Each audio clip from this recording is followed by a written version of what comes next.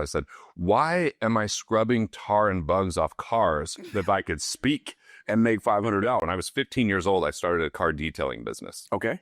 And it only did $730 of net income in the first 6 months. But then I entered a competition called Students in Career Enterprise. Okay. And I went and presented the business. And it was a panel of judges. I've never been more nervous in my life. And I've done stand-up comedy. So this was like, I went to the bathroom 7 times, I think, before going up there. And I told a joke, the judges laughed, and I took 5th place, which came with $500. I said, why am I scrubbing tar and bugs off cars if I could speak and make $500? and make $500? Next year I won $1,000. Next year I won $5,000 for the whole state. And then I thought, I want to invest this money. But I was 17, and my family came from Italy and Ireland, and they only knew how to put cash in coffee cans and put it in the cellar.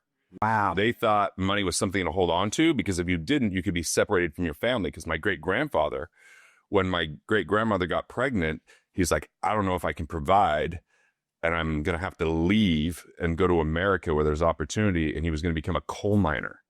But there was a coal mining disaster in 1913. The Great Schofield mine disaster killed over 100 miners. So he became a goat herd. He lived in a tent in Utah, of all places. And it took him 7 years to gather enough money to get a house and meet his daughter for the first time at 7 years old. And that's, yeah, that's like folklore that lives in the city. Was that daughter your aunt or your mother? So that was my great aunt. Great aunt. Yeah, Okay. great Wow. aunt. Yeah. That's an amazing story. And so I kind of learned to be scarce with money initially. I was a miser. I had that car detailing business. And one day I was returning a car and I was hungry, and I bought a $7 bag of jerky on the side of the road and regretted it for months. I thought, man, that's $7. You know, what would happen if I just put it in a fund over the next 100 years? It would be worth thousands of dollars. I've just cost myself. I was like that. How old were you when you had that thought? I was 17. Well, that way of thinking at 17, even though it was a little overboard, it was a gift.